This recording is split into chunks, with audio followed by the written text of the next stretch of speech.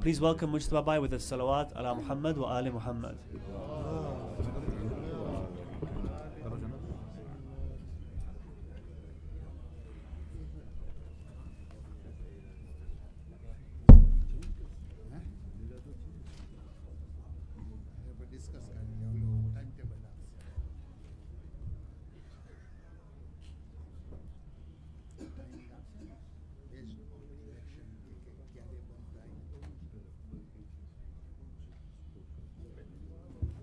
Mr. Chairman, one of the items of the SOP that I will indulge you in for the next few minutes is to lay out the process and the timeline. I wanted to start off by acknowledging the thankless task of the WF staff, in particular Al-Haj Iqbal Panju, who has been both diligent and persistent in ensuring everything is laid out very cleanly and documented. And I think that's great institutional memory, and I just wanted to personally acknowledge that as a moment of personal privilege. I also wanted to introduce the team of the Election Commission. You have Sister Wahida Rahim, who is not present here. She's part of the Election Commission, as well as Dr. Nasser, I believe, right? He's in Dar es Salaam. So that's, and myself are the three members of the Election Commission. The role of the Election Commission is basically to conduct the election for the upcoming election. The term of the current office ends sometime in early next year, and as the term ends about 3 to 4 months before that, there are certain standard procedures that the Constitution mandates be followed, and that is done through the Election Commission offices. So let's begin with some critical timelines. There are 4 actions that are necessary for you to be aware of. I'm not going to read the 8-page standard operating procedures. Iqbal Panju has put together a timeline in a PowerPoint that will be submitted to all the regional offices, who will then disseminate it to their membership. So once this conference sets up the conference date, say at the end of March, sometime in March, and this conference will have to set the date, then that date becomes the anchor date from which you work backwards to see what are the steps necessary. So the first step necessary is 100 days before the election is supposed to take place, and the election will take place depending upon when the conference is set. So let's hypothetically say when this conference, when this Exco concludes, they set up a date of March 15th or March 30th as to be the part. At least 100 days before that, the Election Commission will send out a request for nomination for the post of the President. The first position that will be sought through the election process worldwide would be the post of the President. The President's post is elected by the membership, and I want to go through what the membership is. You've got federations and you've got some constituent members. Each federation is entitled to the number of electoral college points based on the number of delegates it's been allotted to the conference. So hypothetically speaking, let's say Africa Federation has been allotted 25 delegates. Their electoral count is 25 votes. And Africa will then hold an election based on the number of votes. Let's say there were 2-3 candidates. It would be a portion based on that 25 delegate. So if one candidate got 30%, they'll get 30% of their 25 electoral votes. The president then is elected on the aggregate electoral points that has been given. So that's the first part in terms of the election process of the president. In terms of the timeline, once the date has been set by this Exco, that date will become the anchor to which, prior to that 100 days, the Election Commission will send out a request for nomination of the post of the president. Each of the eligible members can nominate himself, supported and endorsed by a federation member. So for example, if somebody from Nasimco wants to run, that person has to meet the eligibility requirements, one. Secondly, that person has to be nominated by a member federation.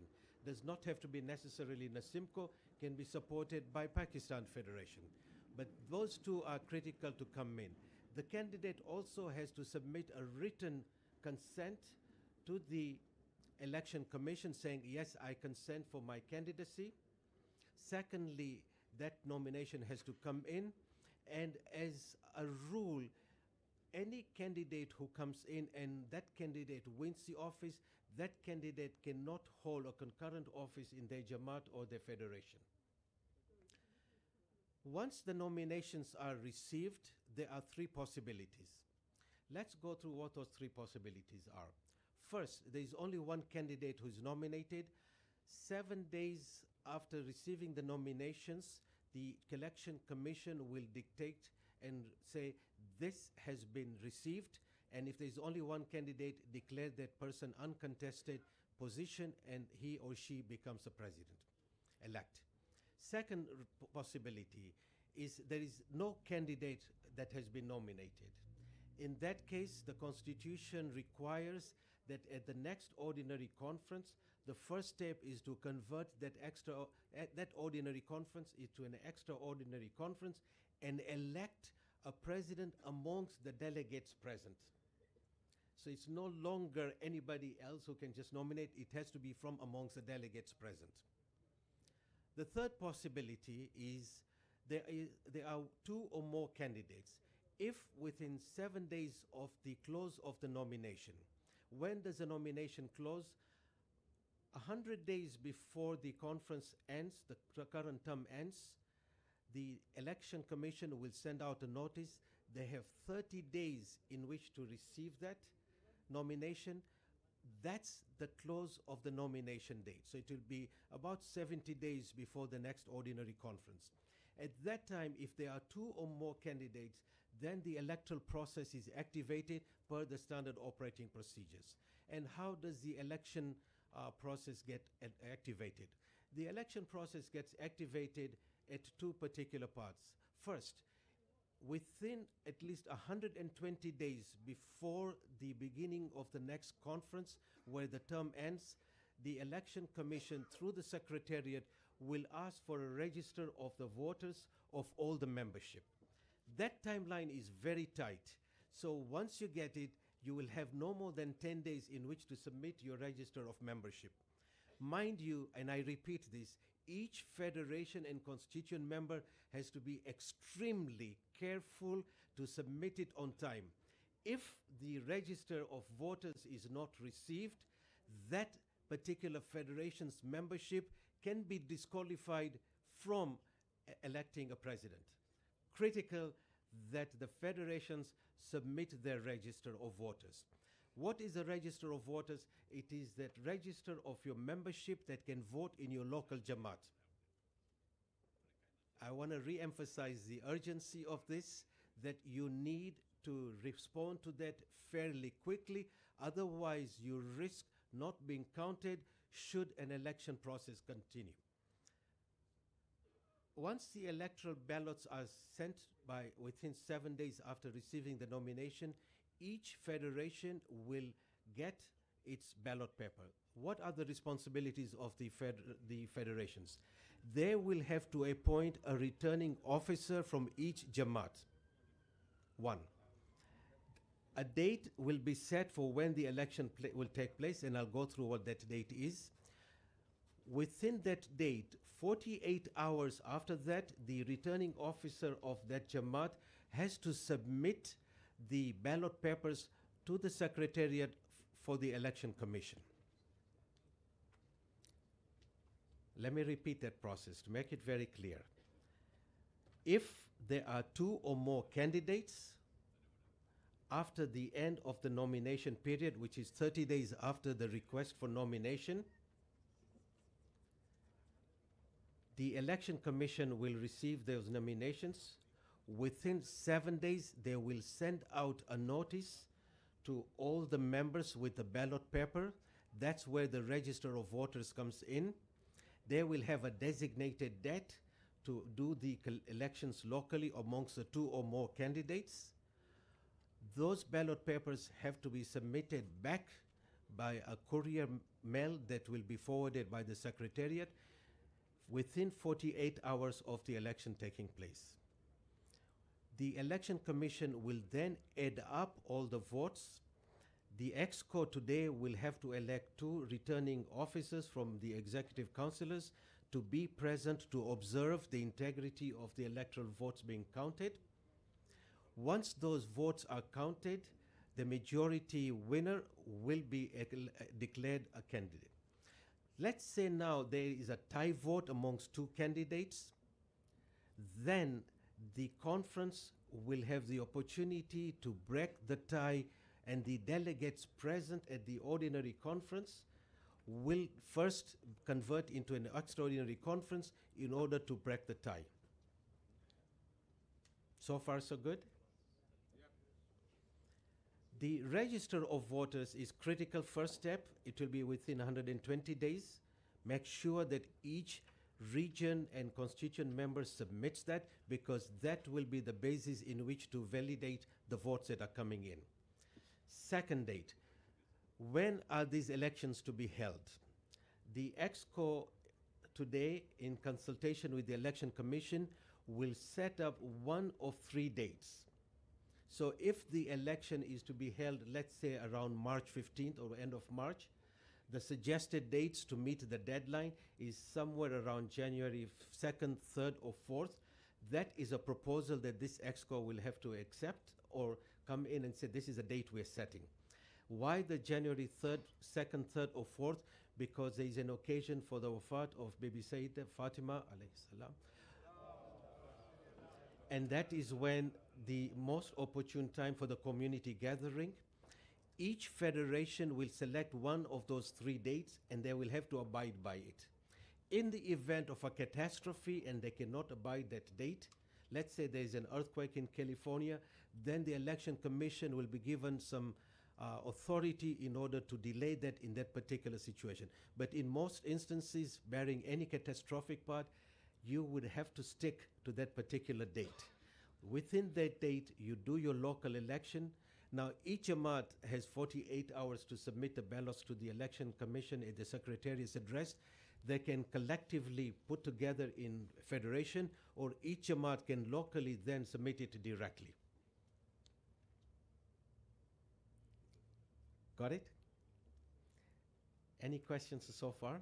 I've said a lot, Shabir, and then we'll reconfirm. The last part where the Jamaats can either send it directly to the Secretariat of the Electoral Commission's office or to Federation. Because of that, would the Electoral Commissioner be monitoring the 48 hours from either, because of the overlap, we don't want, they think it's gone, Federation would not know? We would ask that who is going to submit the, so each federation has, let's say, let's pick Africa. You'll have Dar es Salaam, Nairobi, Mombasa, let's say Mwanza.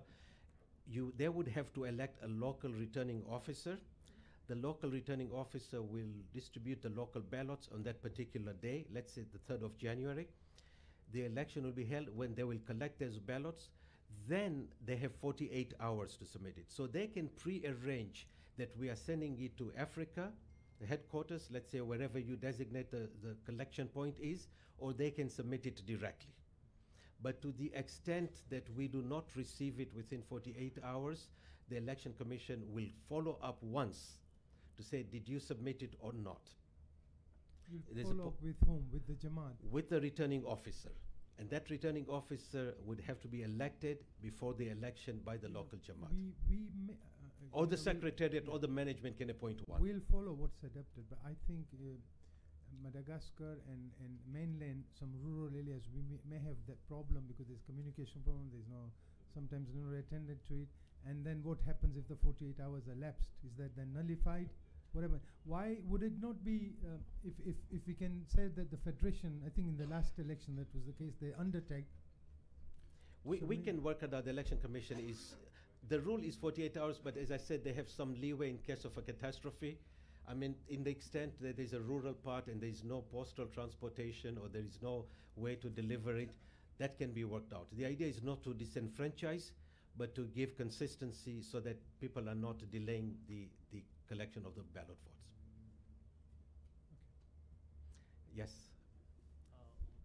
Mustafa Bhai, the returning officer, can they count the votes and communicate the results, or they have to really send or courier the ballots within 48 hours, and whether they reach on time in different parts of the country? They can count those local votes. Okay. And And then submit the results. And then submit the results with the ballots. With the Is that correct, Iqbal? Yeah. Right. They will have to notify the number of count on a form that they will be submitting. Hmm? But they can still not declare till they get the hard copies. That's the problem we Right. had. Yeah, that's fine. Okay. Yes, Rasul. You mentioned the critical point here is the 128 days registered voters list. Yes. And you said that's very critical because that's what's going to validate the votes. Correct. Okay, so what processes do you have to ensure the integrity of that register? Because any region can come and send you a list of 20,000 names, for example. Yes. So how are you, or how is the Electoral Commission, is there a process in place to validate that number? Because that's the point where I can see so far where there can be perhaps an integrity issue there. People Sure. can misuse that. There are two safeguards. The Electoral Commission, through the Secretariat, will do some reasonability checks, duplicate names, for example, consistency from prior years. So if prior years you had 10,000 members in, let's say, in a particular federation, now you have 20,000, it defeats the reasonability check, then there'll be a follow-up. Secondly, the issue of each particular federation having limited electoral votes. So if, for instance, let's say Nasimco says, well, we have so many members, the number of votes from Nasimco would be limited to the number of the number of delegates they have. So there is some mitigating factor that will dampen the effect of any mass abuse. But the reason for submitting the register early is so there's a reasonability check. The Electoral Commission, through the Secretariat, can then follow up with the Federation and say, we have 100 duplicate names. All of these really Muhammad, 200 different identities, for instance. So there is a reasonability check that would be done. Okay. Yes, Shabir. Yeah, the another, I just, I was in the loop. I saw something emerge from Secretariat on eligible voters or the numbers of votes. And in Africa, it may be a realistic figure, but you've taken a lesser figure. And it was said in that letter, I think, that this is based on the census figures that Africa Federation's board presented here now. That may not tally with eligible votes. That was a census done, it could not be accurate. So you may have said 24,000 and the census figures were 20,000. So so when the eligible votes, because although we have the 20,000 threshold, but if we are at 17 or 18, it can make a difference. Yes. Anything about 20, we don't have a problem. So which, following back, so you take the list that we send you and not what Iqbal Bhai or the Secretariat has sent us of a lesser amount. It will be your list of eligible voters. So if I am a member of, let's say, Dar es Salaam Jamaat and I can vote in the Dar es Salaam Jamaat, I am an eligible voter because I can vote in a constituent member. However, if I'm not eligible, but I'm just a person who participates in Dar es Salaam Jamaat, you may count me as part of your census, but I'm not an eligible voter. Shan? Process. But Iqbal Uncle, the letter that you had sent, is it not for the delegates at conference? So if you can come back on this point, Yeah, delegates at but conference. that's even more dangerous. I'm losing 3 delegates. Yes. Because you cannot count delegates vote as per that figure and eligibility of votes if it's higher on that. So if it's the higher one, then I need the full delegate presentation of 20. Iqbal Uncle, in the letter, did we not say that they can come back by a certain date with the figure? So you can come back, Shabir Bhai, in the letter, what figure you have. We can. Okay, we'll are get just the using eligible. estimate. No, that's fine. Ah. We'll get the eligible voters list. And listen, we are going to rely. And if once a secretary, whether it's Africa Federation or a Dar es Salaam Jamaat to us, says this is the list, we will take that at face value. Now, there's no paid and unpaid. Voters register, correct? Correct. Now, what happens, you see in our things, if you haven't paid a subscription for 3 months, you can't vote till you paid the backdated one. And we don't want that to come.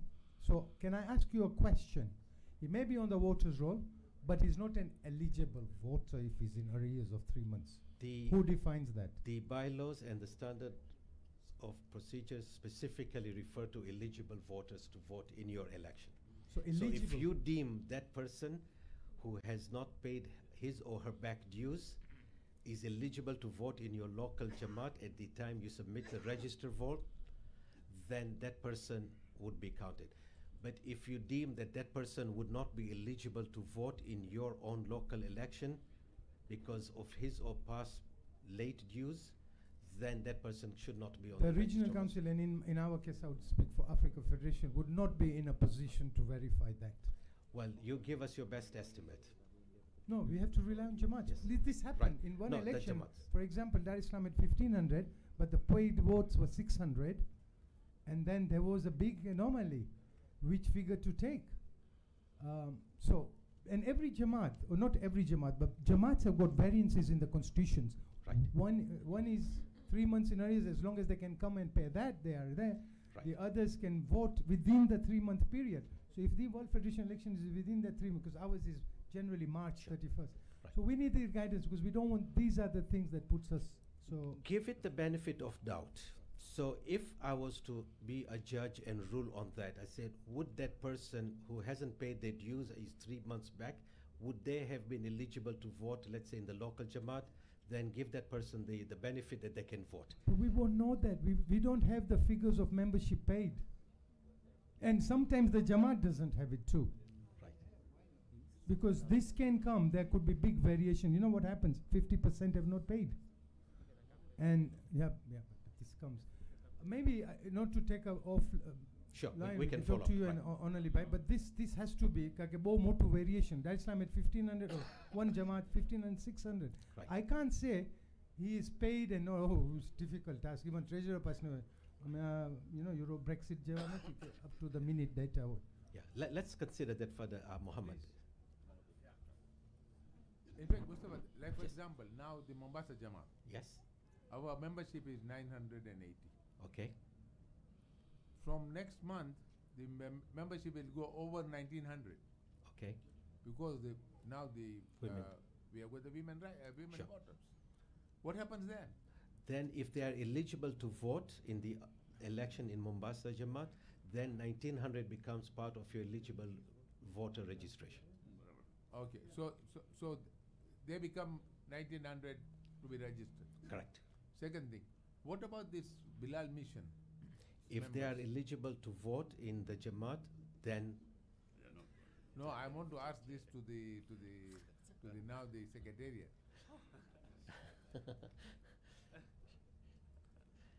It's only the members, constituent members of the constituent members.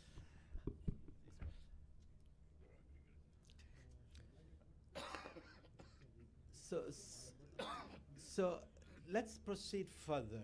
Let's say oh yes, sister. Assalamu alaikum. Alaikum salam. So I appreciate that only constituent members of the federations can Correct. vote, and we have a paper on the democratization of women coming up later. Yes. But I just wanted to get a general sense of how many women are actually eligible to vote under those Jamaat frameworks, because it seems a real shame if there are women who are then being marginalized or prevented from actually engaging in those democratic processes. I will follow the procedures as they are currently stated. If the democratization project comes in, like Mombasa, for instance, and they would be eligible to vote under the current rules, then they would be considered eligible. Yes, Motaz.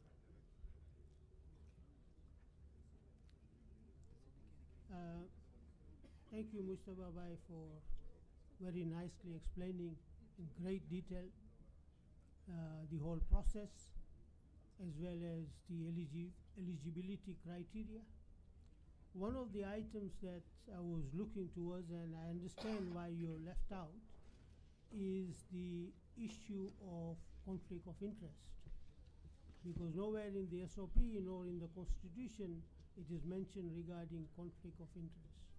Now I know that the Constitution is very, very explicit that a candidate cannot stand concurrently if he is with any other post within the within the federations. So that is clear. But in the past, no electoral commissioner has ever inquired whether somebody has got a conflict of interest. To an extent that when we last had a contested election, we had a sitting president of a region who was a candidate to stand for the post of the president of World Federation. After the election, when it was decided that the conference is going to have that election, he stood and got elected as a vice president of the federation, whilst he was still a sitting president of a region. I think Shan would also have to come into this one because, as I said, the SOP and the constitution is silent on this point. So the question comes up about the conflict of interest. You may have a candidate who runs for the presidency and also is holding a regional officer position. And if he or she wins, what happens? Right now, the Constitution under Article 19(1)(2)(g) says that an office bearer cannot hold a concurrent office with the World Federation. So let's say a candidate who is a president of NASIMCO decides to run for the presidency of the World Federation, and let's assume he wins, he will have to make a decision because he cannot hold both offices concurrently. So that's the conflict.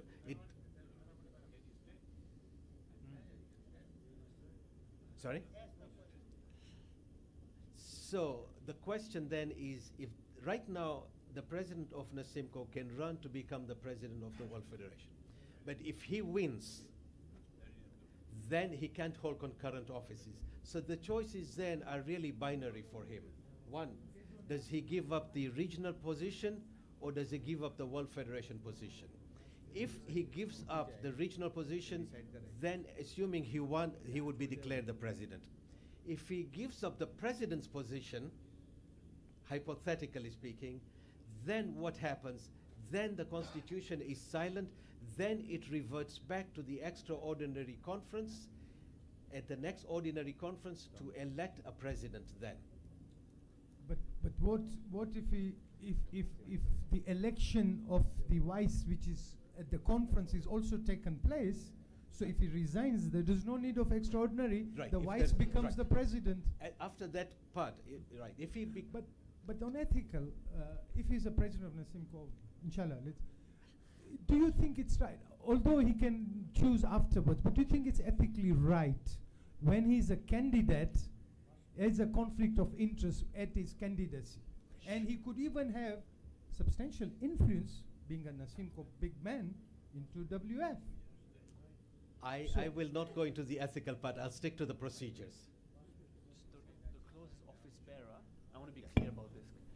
The office bearer, not So is that your discretion, or the council has a say in that? We can change that now, because this is something, but if it's your discretion, we can leave it with you. Yeah. Okay, let's wait for a second on that. Can I come in? Office bearer. So that particular where they can't hold the concurrent office applies only to the office bearers. There are 6 positions for the office bearers. The president, vice president, secretary general, treasurer, assistant treasurer, and assistant secretary general. So those are the 6 positions in the office bearer where they cannot hold concurrent office with the regional office. But we are talking here mainly the grassroots, which that's what we were focusing, is the president anyway. Right. Other way, બહુ easy છે તમને કહું ખર્ચાને Yes. બધું બતાવવું છે, એક જ જણને ઊભા કરીને એક જ જણ થાય.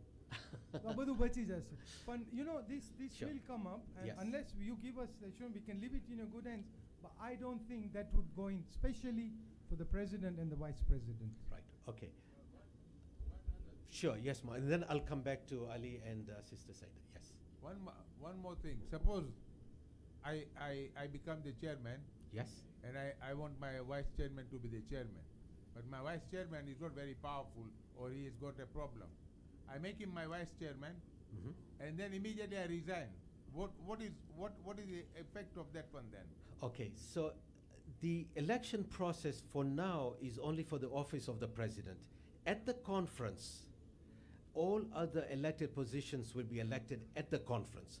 So the vice president, the treasurer, the elected councillors will all be elected at the conference by the delegates. You didn't get my point. One second. Please, you go didn't ahead. get my point. Sure. Say Go ahead. a chairman Mhm. stands. I stand for chairmanship.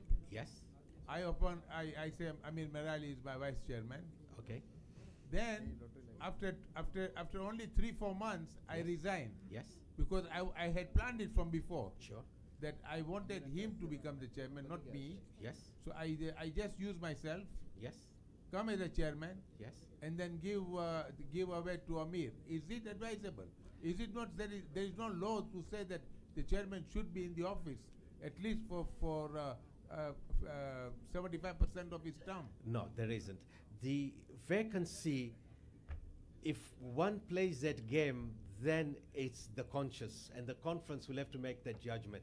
But based on the rules, the vacancy of a president, once elected, gets filled by the vice president. Yes, sister. Yes. So I have 2 points. One is going back to Shabir Bhai's point that if a member is not paid their levajam and eligible to vote, depending on the Jamaat's constitution, would that be counted as voters? That's one question. And if that is so, because in general, in the normal regional election, they may not be able to vote because they've not paid their dues. So my question here is that if we're going to rely on the Jamaat to give that, and obviously we'll have to rely on Jamaat, I just want to bring a point from women's point of view. Their husbands are paid member, women are not, but they are in the same category as those people who have not paid their dues. I just want to bring this realization into this. Indeed, that's a sticky issue. The definition of eligible voter is very simple. If they can vote in their local Jamaat, then they are an eligible voting member.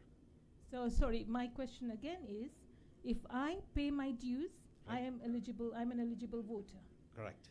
If the person who's not paid their dues but paid previously and it's overdue now, should they be counted as eligible voters? My question is for regions to be very, very fair in that area, because from the women's point of view, we are at the moment in a position where we are not able to vote.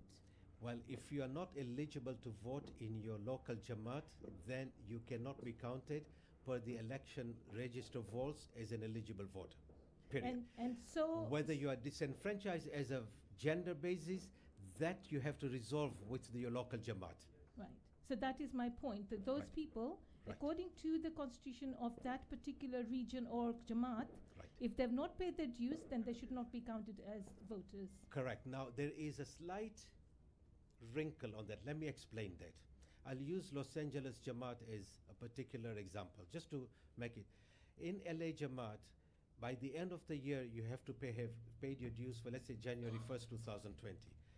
Then you have up to 3 months, 90 days, you will be counted as a member and given a grace period to submit your dues. So if an election happened in the first 90 days, you would still be considered an eligible voter, because potentially you had the right to vote, you just didn't pay. After 90 days, you would be off the register of votes for that particular year. In that case, that person would not be considered an eligible voter. Right. Ali?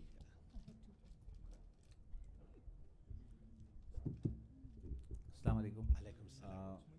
My question was on the similar lines what Sure. Sister Saida just asked. So I think you've answered my question by saying that as per the local election, Right. if the voter is eligible to vote, Yes, he can vote for the federation. correct. Right? So that answers my question.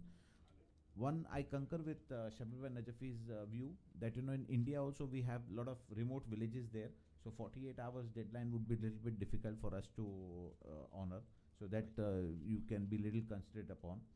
And one more question was eligible voter as per the electoral roll of the Jamaat. Yes. Now, what is the electoral roll of the Jamaat? The name of the member along with the father's name and an electoral roll, or addresses along with the name? I don't know the answer offhand. I will seek guidance from the staff. Iqbal, Okay, can I just can he answer the question, please, first, and then we'll go to the follow-up. okay, you want me to just enlighten this August House of my past experience? Or does Sure. not help? Please go ahead and enlighten, then we can address while Iqbal. Okay. Last elections, Yes. I remember when Brother Kumel Manji was there at the head table. Yes. Electoral roll definition was derived as name, full name, along with the address. And that's where the confusion was. All right? Because in our local elections, how we have full name of the person, then we have some sort of a government identity proof, which is checked by the polling agents and allowed to vote. So whether we go by the same principles here, being that as a local Jamaat, or Sure. we have a different derivation of electoral roll. That would be the same definition. Is how you would have defined them to allow to be vote in your Jamaat, will go by that definition. Okay.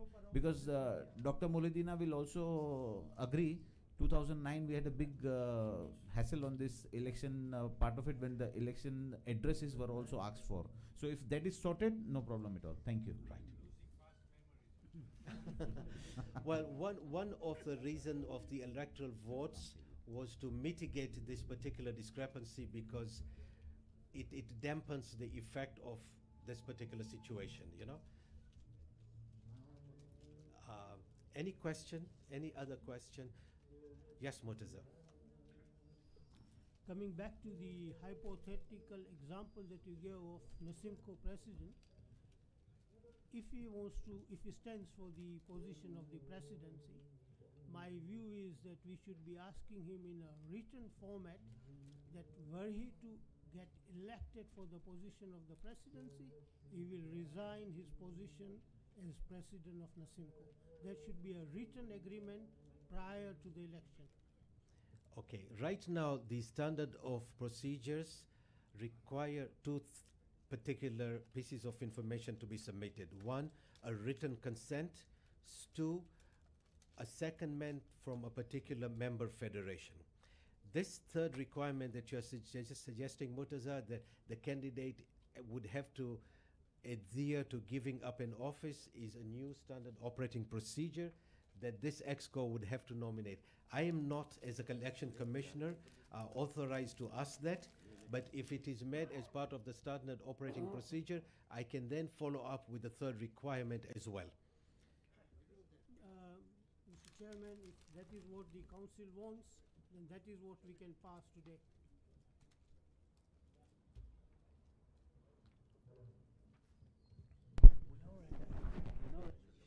Sorry? No. What I'm saying is that hypothetical example of Nasimco president standing, if he stands for the election, he must give a written letter to the electoral commissioner saying that were he to be elected as a president of World Federation, he will resign his position as a Nasimco president. And that has to happen before the election. Yeah, I think that's fine. I think they can come with the nomination, but this house can decide and we can pass that. No problem at all. We would need to pass it as an amendment to the SOP. Yeah. So, we can do it. I think in this one the danger is not there. Normally if we change the SOP, we discussed this in Toronto, and it needs to then be ratified by conference. If it is not ratified by conference, we have an issue. However, on this point, I don't see a problem at all, because it's a question of being clear about intention. And I don't think there's an issue.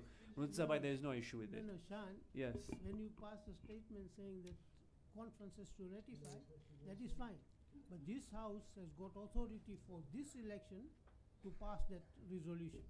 If it does, that is what Mustafa Bhai will enforce, and the conference will make a decision. We don't On want ratification. it on the ratification. Yeah. Absolutely. So no. So what happens? This is what happens. In between conference, Exco holds all the authority. It can change this. It can decide this. But of course, we would bring it back for ratification later. But the fact is, for the election, it would hold. Whatever the Exco says would hold. Yes. Yeah. And this does not change the organic intent of the Constitution at all. Yeah. I just want to go a couple of steps forward in the election process for the benefit of just elucidating the next process. Let's say the election has taken place and there were two candidates and one wants to challenge something. They have up to 3 days from the close of the nomination in order to challenge that. So let's say, for example, we've set the 100 days, then the nomination is sent out 7 days later, the invitation. They have 30 days to submit the nomination. At the end of that 30 days, the nominations close. Then the candidate who wants to appeal has up to 3 days to appeal. If there is an appeal, the Election Commission triggers up to 3 arbitrators to evaluate the merit of that complaint. And they can sit on that and find a resolution, even up to meeting the candidates to find a resolution of that. Secondly, that candidate, their process can proceed up to within the last 5 days. The presidency does not have to be declared until up to 5 days before the conference begins. So there's a time period for that appeal process, 3 days, as well as the arbitrators to work it out within up to 5 days before the conference. So I just wanted to go through that process. Who appoints the arbitrators? Up to 3 arbitrators. It's the Election Commission that will appoint up to 3 arbitrators. And for the benefit of this conference, I just want to elaborate. I shall not name, I have approached already in preparation 2 attorneys, a female attorney and a male attorney, one from England, one from another part of the reason for English attorney is so that they make sure the charter of the English charities is followed. So I will then consult with the other commission as to whether these arbitrators can come in. I just wanted to make it very open and clear that I have thought through this process in the event that there is a need for arbitrators, that these arbitrators will be independent of the commission. They will review it on its own merit. These are qualified people in my judgment, based on their community experience, based on their legal standings, and based on their dynamics, that they would work with each other and they would be independent. If it doesn't come to be, there is no need to name who they are at this stage.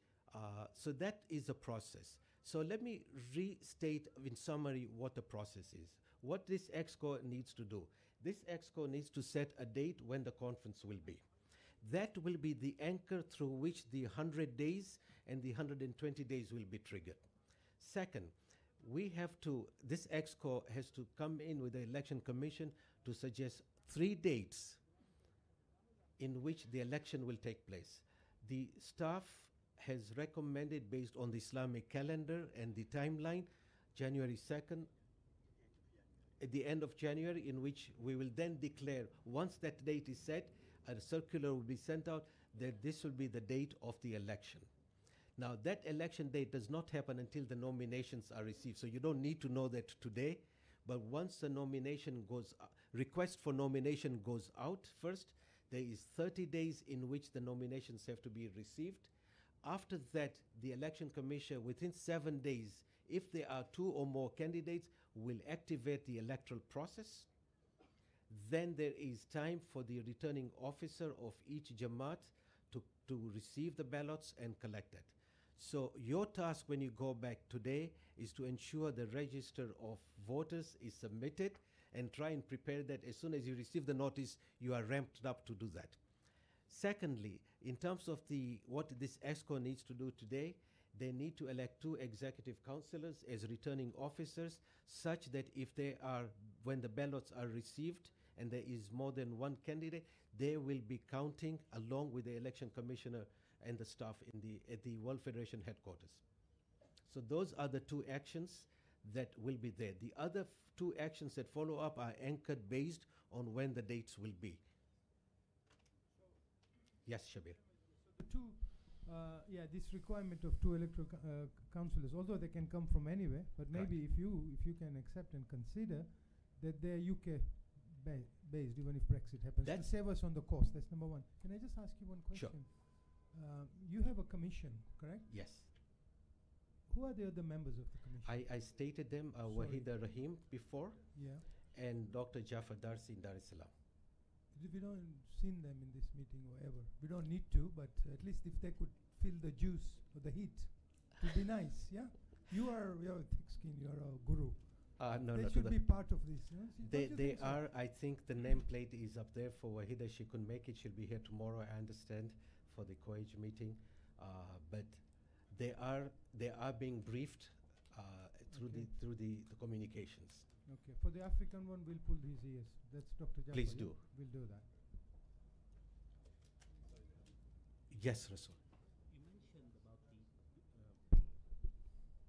You mentioned about the appeal process, Yes. and you've mentioned that you've not appointed, but you've identified two Potential potential arbitrators. people. As far as the process is concerned, it's the election commission.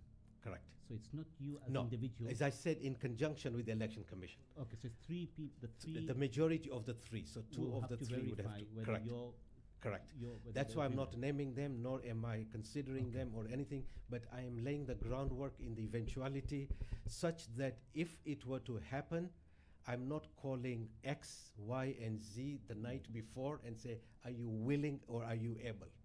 So just And- to just to be clear, when this is referring to election commission, it's referring to To three the three, individual the people. trio, correct, Okay, yes. correct. Absolutely, and that's why right off the bat I introduced them. Yes.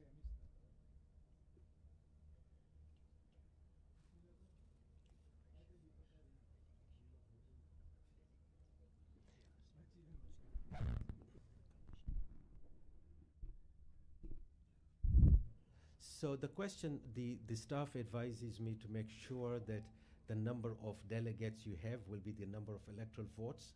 That memo has gone out through the Secretariat, and the Secretary General, I believe, has sent the memo to us for that. That allotment of your number of delegates will be confirmed based on the electoral register that we get. One No, question. no. Listen, there No. is population and there is One membership. second, one second. Based on the membership. Please, let The Electoral Commission will actually write to the Secretariat asking the number of delegates each federation has. And that was the reason why the email has gone out to all the regions to give the numbers. So that, according to that, the Electoral Commission will be provided with those information. No, that's not that was answered, my mother. There is another thing I'm asking you. Is that population or membership? I'll give you an example. Africa It's a Federation. number of heads. It's a number so of that's heads in the. population, because you just said members. Please, No, can no, I no, make no, it? no, let me make it It's work. a number of heads. Yes, in I a got that. So resolution. let me read, and this is how it is. Our delegates will be based on the number of our population, not membership. Heads, mata. Na 16 વર્ષની ઉપરની છોકરી છોકરો બધાય, including female. Please. Yes. Because otherwise, this 20. And the eligible voters will be members, not Correct. population. That's a clear clarification. A Correct. population છે, નહીં તો આમાં કોઈના 20 નહીં પહોંચે. Yeah. Let's state that very clearly Yes, again. thank you. Right. 16 as well, huh? All ages. All, Not just so all if under your 16, all population, ages. if your population number of heads is 50,000, for example, your numbers are only 5,000 eligible voters, 50,000 will dictate your allotment of the number of delegates. And that would be a maximum of 20. Maximum of 20. 20. So up Correct. to 20,000, you got 20. Anything Right. beyond, you still have Still 20. have 20, If correct. you have 10,000, even a toddler Yes. included, Right? population. You'll have 10 electoral That's votes. very important, yeah? Right. Okay. Because we charge our membership, okay, it's no Sure. concern of yours, we charge our membership on population. So our census could be tooty gyu છે. Right.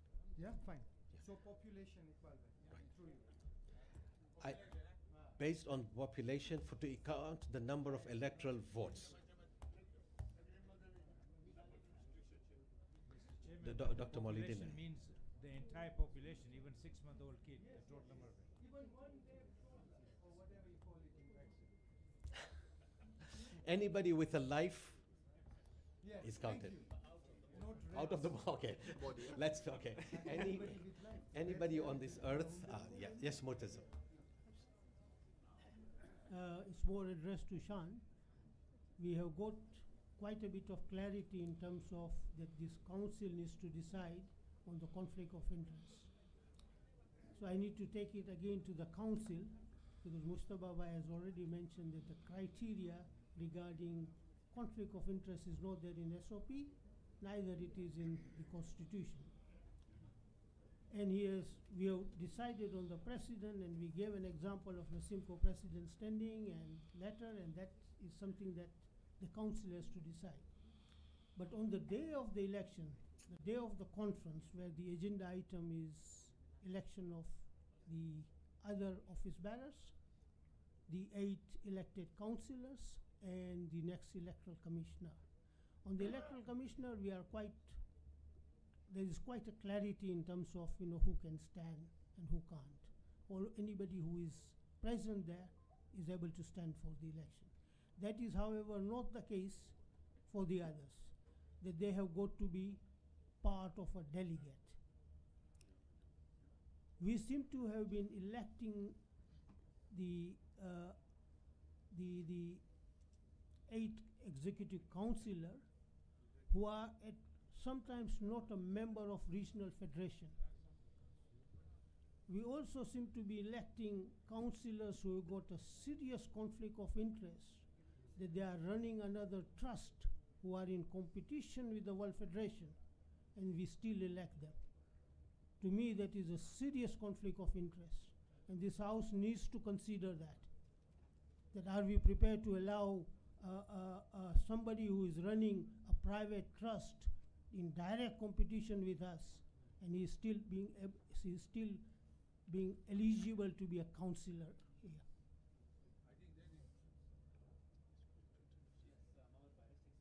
I think I quite agree. This is a direct conflict of interest. If I'm running a charitable trust, parallel to the World Federation's trust, the aims and objects, I personally think he or she cannot be the member or the councillor of World Federation. I quite agree with him fully, because this is morals. More than anything is a morals and ethics. Thank you.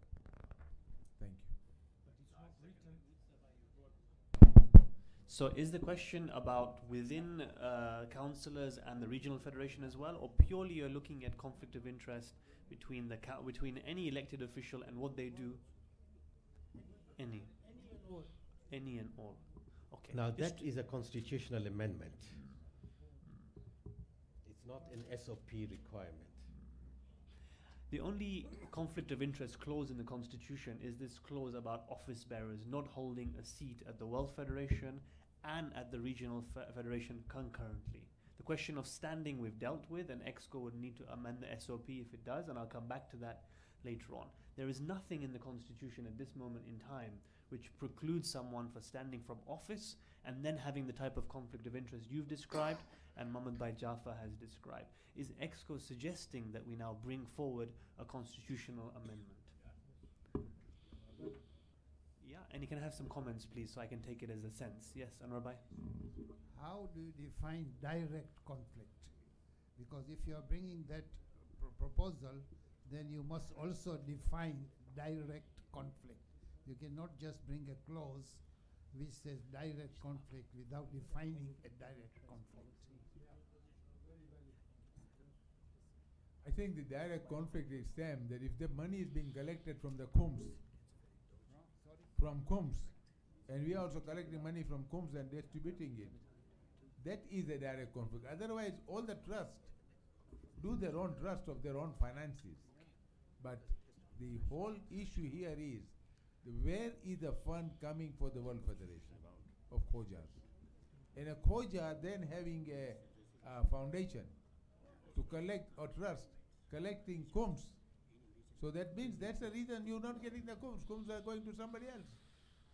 This thing should be now taken care, that he cannot become, he can remain the member of the Mumbai, what you call Khoja Shahid Nashari Jamaats, But then he cannot become, he cannot be the councillor of the World Federation. Sorry, through the chair, Anwar Bhai must come through the chair. Yes. If you define that way, it is okay. Okay, I think, let me give a suggestion. There are many different conflicts of interest that could occur. We don't have a conflict of interest policy. We need to get one done, I think. And that needs to come through conference. So we can take it as an action point, and I hope Mujtaba works with us. We can work on a draft conflict of interest policy, which we present to conference. And then should there be resolutions coming from that, then they can take it forward from there. Is that a workable action point? Yeah. Mujtaba, you're committing to support and working on this? I do. Yes, Murtaza, anybody willing to be part of the team? We're looking for people. Murtaza Bhai, would you like to be part of the team? Excellent. Anybody else who would like to be part of the team to come up with this draft policy for conference? Okay, Asant, yes. So we've dealt with the conflict of interest. The second scenario is whether the nominated or elected councillors are member of member federations. They need to be a member of a constituent member of the World Federation. So a regional federation with its Jamaat, that person standing would have to be a member of one of the Jamaats that is a member of the World Federation, either directly or through the regions. Mr. Chairman, can I come in there?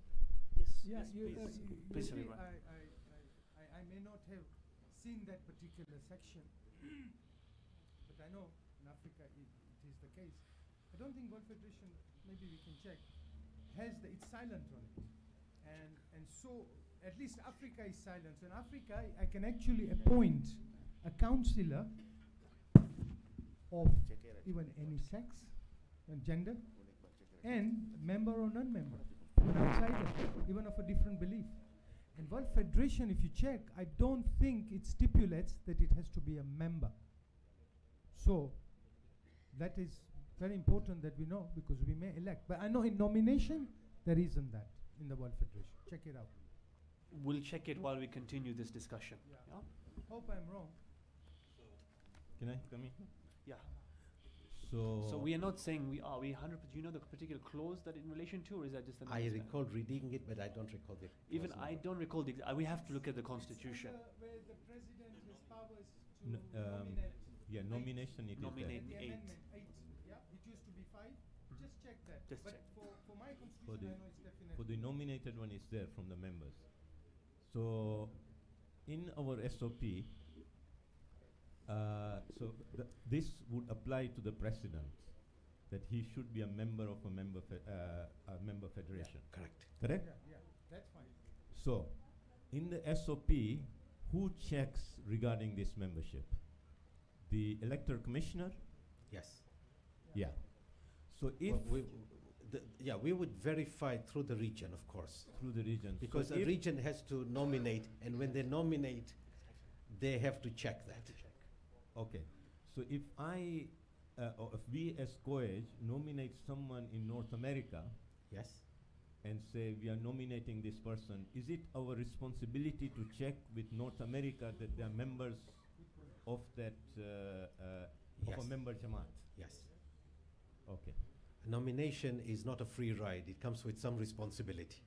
Okay, and so you will rely on COEG if it gives submits a nomination name of someone in North America, that you rely on us that we have done those due diligence checks.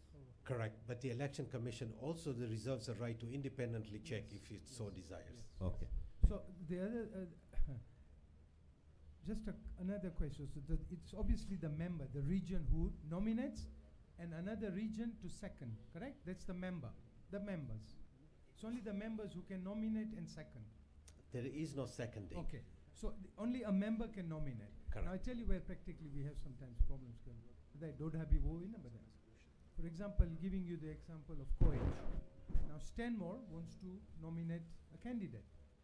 Right. So they can only suggest, or can they ask their region because it has to come from region. If the region doesn't want that candidate, they have the right to refuse, correct? That region, so let's say a member of Stenmore wants to run, Africa can nominate that member. No, that is fine.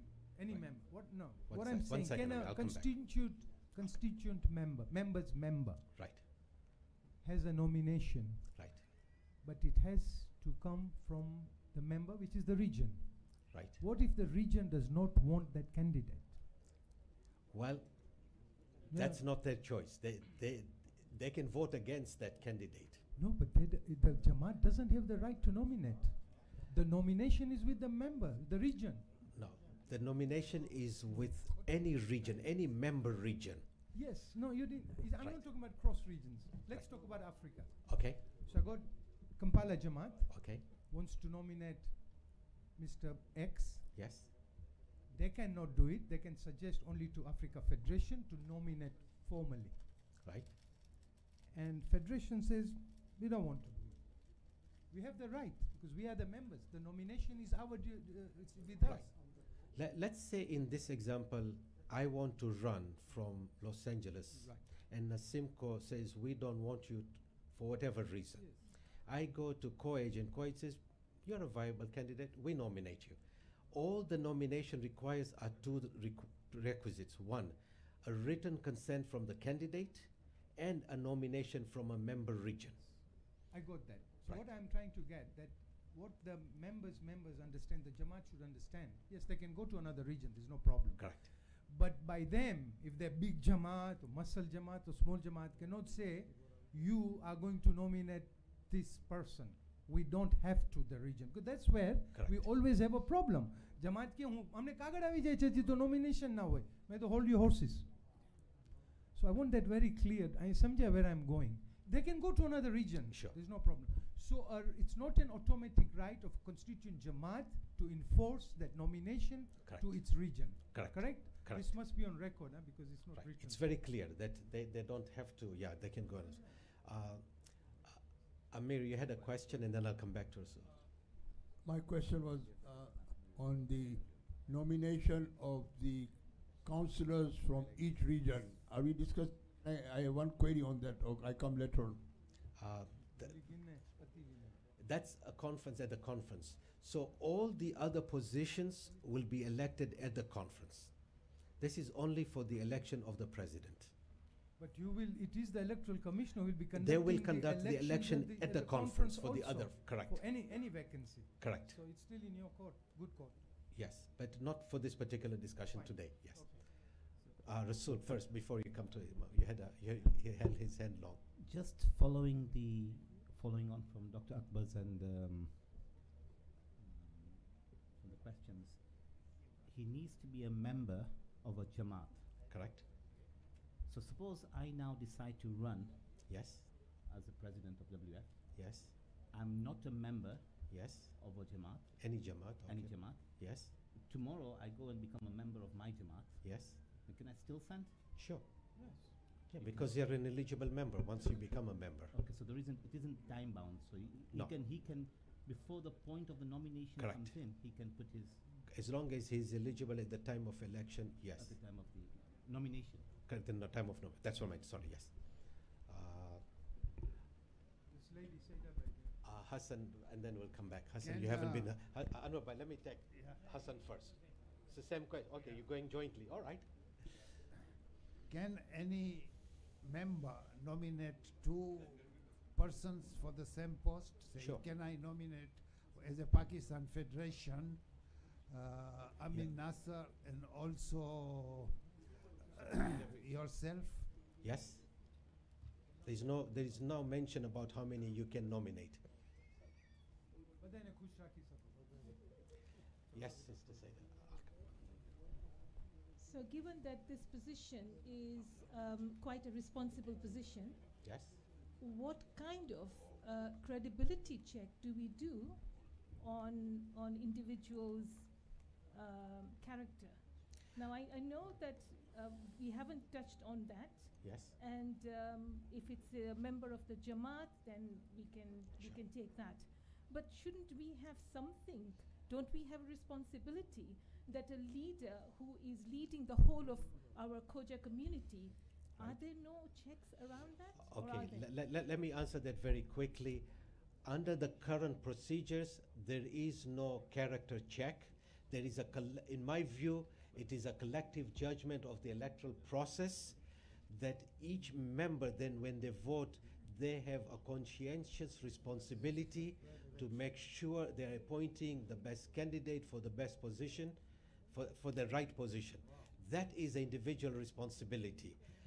There is no character check or a checklist, either by the election commission or in the nominating process. Akbar, you had a question? Sorry. We just coming back that if somebody like Rasul's scenario, that he, if he wants to stand as a president and if he's not member of a Jamaat, he becomes member one day and the next day he can be nominated.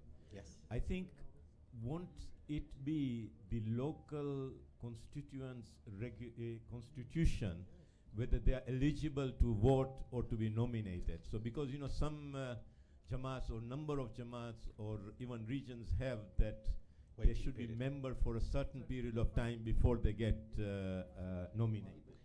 The World Federation Constitution as well as the SOPs are silent on that.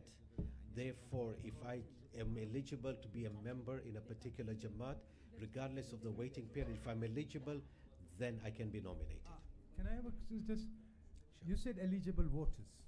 Although he's a member of the Jamaat, but they may be of 1 year. Sure, I beg your pardon. To be eligible to be a member. But he's not eligible to vote in his Jamaat. Correct. Although he's become a member. Correct. So then he should not qualify. Well, if he's a member of that Jamaat, let's say my Jamaat. He's not eligible member, voter.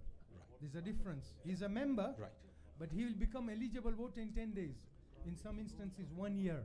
So I don't think that can be nominated because our local electoral rules, as you guided us, takes over. Right. And he can't vote in that Jamaat. If he can't vote, then he can't be a Yeah, candidate. so fine. Right. So let's, that's another Right. important one. Yeah, When so there's a new one, we vet it. Right.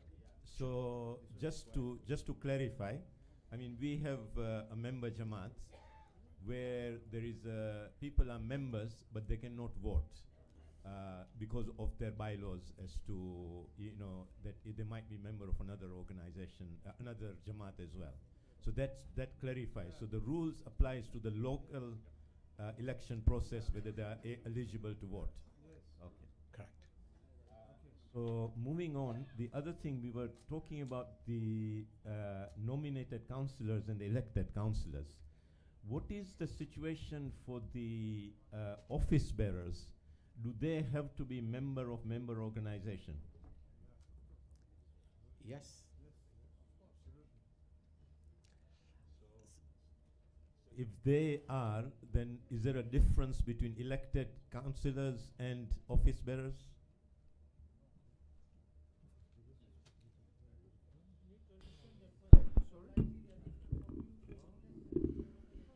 Okay, I heard that question. No, I.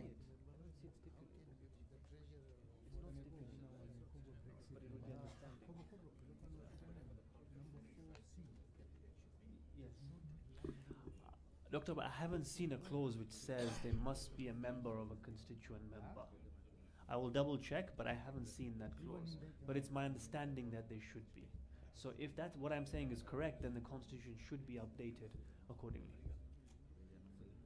So what we are saying is the president, the office bearers, the elected councillors and nominated councillors all have to be member of a member organization. Thank you. And I think if it's ever challenged in a court, the court would rule in that particular interpretation by the very sense that it's an organization for the membership. Okay, one more question on this, very important one, because we have this dual membership problem. Now, as I understand, I'll give you example of Stanmore. I might be wrong, but Stanmore, I think under Constitution 4C or A or B, says that if you are holding membership of another Jamaat, you can either not hold office or you cannot vote. That's how I understand. Now, half of Stanmore is Africans. And at the same time, Dar es Salaam Jamaat does not allow dual voting. What happens here? I've got a prime example sitting next to me. is a Stenmore member, I can use him, I got the liberty to. He cannot then vote from Stenmore because their constitution does not allow him to vote in the local elections. Correct? So when Stenmore, when you are submitting, this kind of people should be limited. So you lose 50% because 50%, not 50, but a high percentage is dual members of Africa or other Jamaats. So please, we need to. Sure. Okay. I don't know the question of dual membership offhand, but if you have dual membership, that particular person must be able to vote in one or the other. One of it. But what I'm citing an example of Stenmore, for example. If it is, you don't have to take that at face value. Sure. I think Stenmore does not allow them to vote if they're a member of another Jamaat. So a Dar Islam member who is here in Stenmore, he can't vote at your local elections. So therefore, they cannot vote at COAGE or World Federation, at least World Federation elections, which what we are discussing here. Correct? Because they're not eligible voters for Stenmore. So if they cannot vote in Stenmore, then they can vote. Because they got a big percentage. And Amir is here one. So they then cannot be even nominated. No. They can be nominated by that region. They can be nominated. No, you can nominate. You cannot nominate if he's not eligible voter. How from that? No, but you can nominate anybody in the world. Right, exactly. Yeah, he can be. So you are through there. આ બહુ મોટો problem છે જો આ વસ્તુ હું બારે કાઢું હમણાં પંડોરા બોક્સમાં દાર ઇસ્લામ જમાત and Stenmore Jamaat will be hit badly.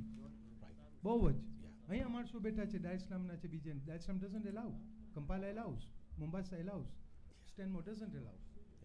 I think we've addressed the key questions without really dragging it further. The two actions that are required, one is to set the dates for the election. The staff and the commission so far has, of course, these are anchored based on when the election will be. So the 3 dates being suggested are January 28, 29, and 30 of 2020. So should there be a need for an election, those would be one of the 3 dates that would be proposed, and each federation would have to pick a date and stick to that date. So if there is an election triggered by 2 or more candidates' nomination, then that election will be held on January 28, 29, 30. Those dates, again repeating, each federation will have to pick one of those 3 dates. Once they pick that date, they stick to that date, and the Exco will have to decide if those are the dates they want it to be in effect. Does it mean that? Sorry, yes, Murtaza Bhai. Sean, does it mean that Africa may choose another date, Kuwait may choose another date, India may choose another date? I think by virtue of what being told, yes. Yes, because sometimes. Sorry. Go ahead. That would have a serious effect on the election results. Because if Africa has voted already for candidate A, they will have an effect on COAGE electing also the same candidate and India doing the same thing, because results will be out. In today's WhatsApp and all that, within minutes everybody will know who has won in Africa. Election in COAGE is next day, and say in India is the 3rd day. I think we need to consider whether we want to allow that.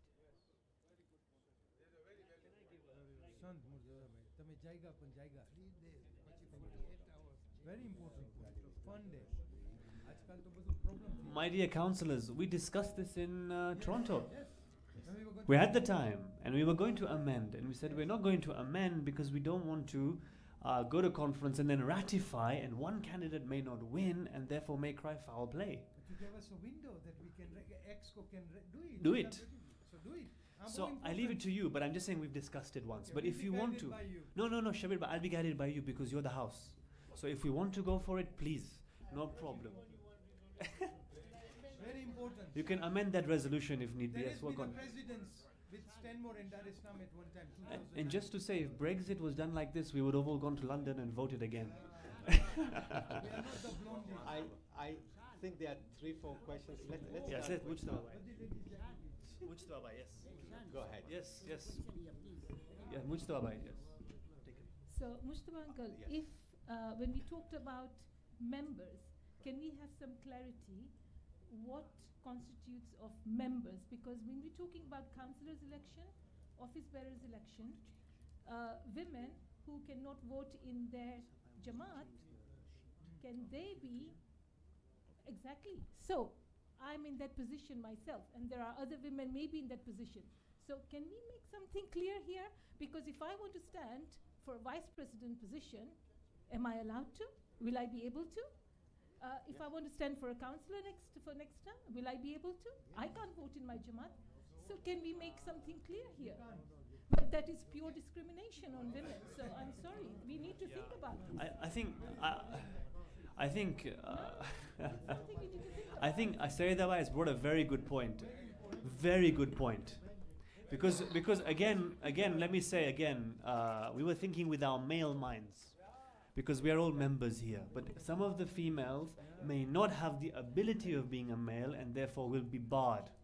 So from 10%, we will become down to 0% or 5%, and then we'll be back in the same issue. So we should think about that. We need to think about that. Yeah, I think we need to think about it because what happens in the next election? And I may be standing as a vice president. Will I be elected? Or will I have the right president, she can't be a councillor, I'm sorry to say. Aja resign na thai. Exactly. No, this is, we have to think about these things because we talked about men, the gender, we talked about just male, and we have to think about women as well in this position. Yes, a very valid contribution, very valid.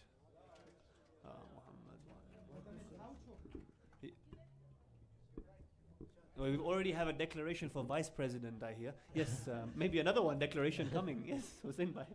Now, as I said, we also have to voice for women, and I think that's where I'm coming in. Is it all right to address?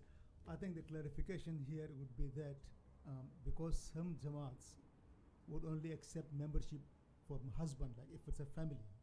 If a woman is on her own, she would be a member. But here what happens, I think because the family is a member, she's a part of the membership. They don't vote. No, they don't vote, but they are a part. They are a part of. They are not a member. I think they cannot. Then they won't be able to. Yeah, it's true. I think the point that Saidaba has brought, your wife has brought, is a very good point. And I don't think we should change the rules without having thought that through in some level of detail. So I think we should bear credence to that. Right. This is not the time to change the rule for the SOPs. That has to be brought up on its own resolution for discussion.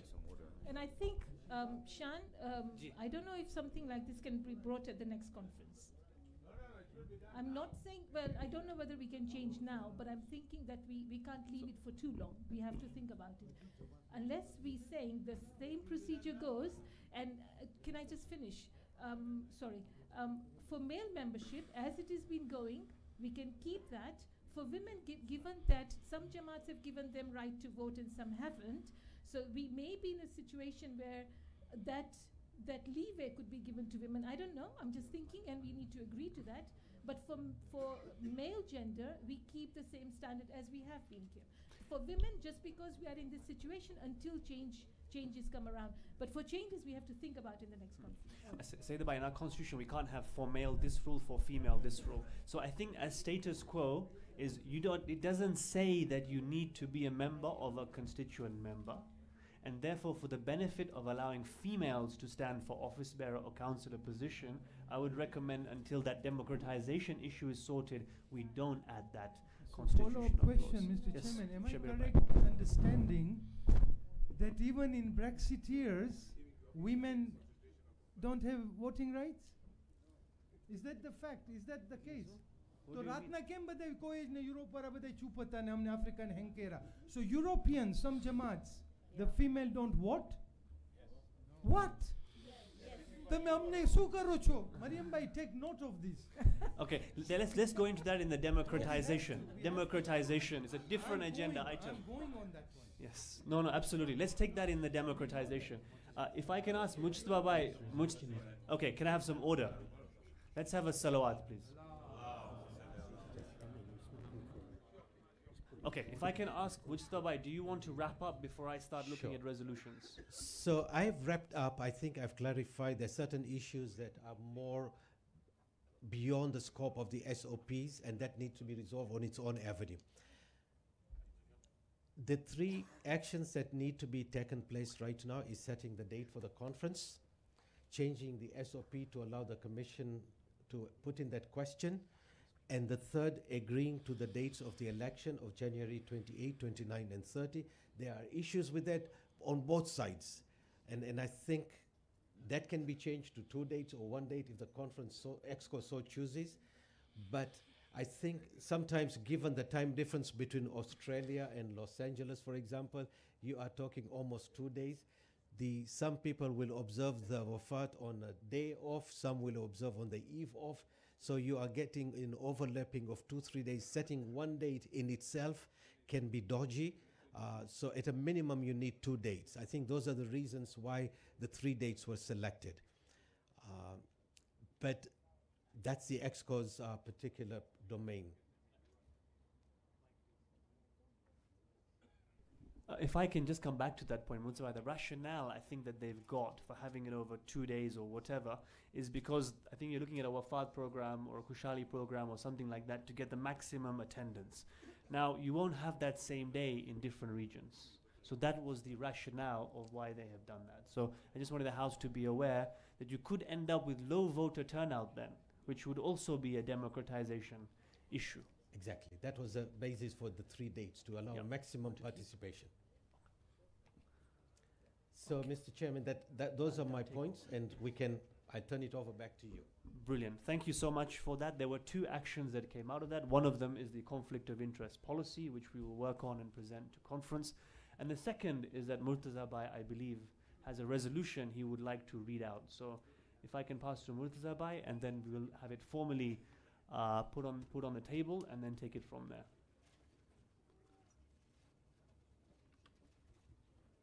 While he gathers his thoughts, I'm going to say that in a few minutes we will have an awards ceremony.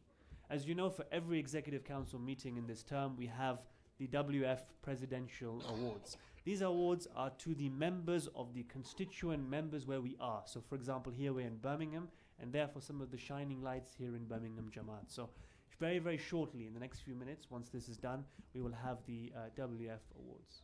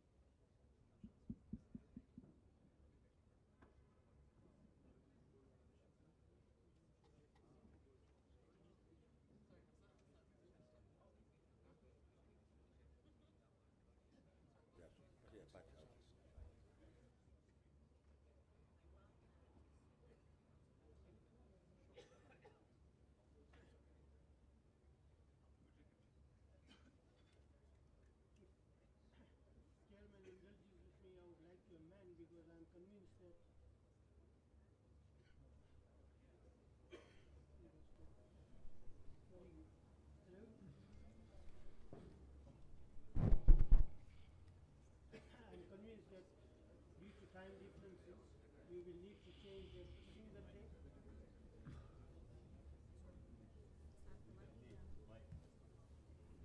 The mic system, if we could please have it for the front. Yes.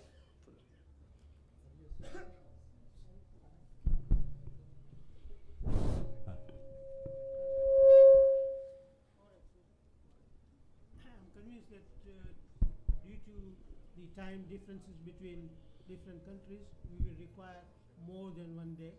So rather than 3 days, if we can go for 2 days, depending upon when the majalis is in particular regions or particular jamaats, which can be accommodated. So Murtaza, if you could please read it out. This body resolves that the candidate for the post of president will give a written confirmation that he or she will resign his or her conflicting position if elected. Full stop. The SOP will be updated accordingly. Full stop. It is further resolved that the Electoral Commission will call the election on either of the named days, which will be applicable to all regional members.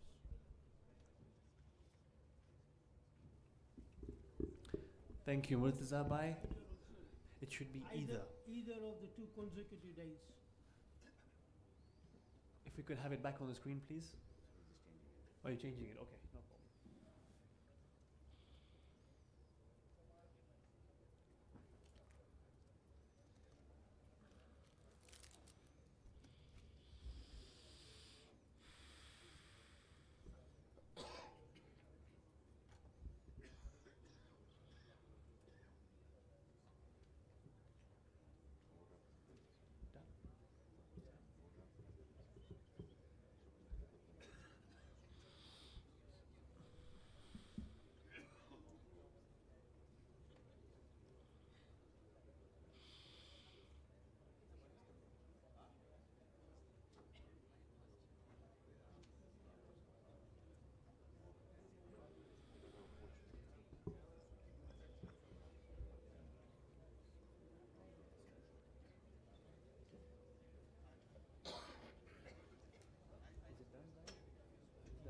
Okay, it's there on the screen. I think Murtaza Bhai has read it out. We've gone through it at some level of length. We have a proposer in Murtaza Bhai Barwani. Do I have a seconder on this resolution? Any seconders? Hassan Bhai Abdul Hussain, Anwar Bhai Rajpar. Okay, all those in favor of this resolution? Any against? Any abstentions? This resolution hereby passes. Salawat.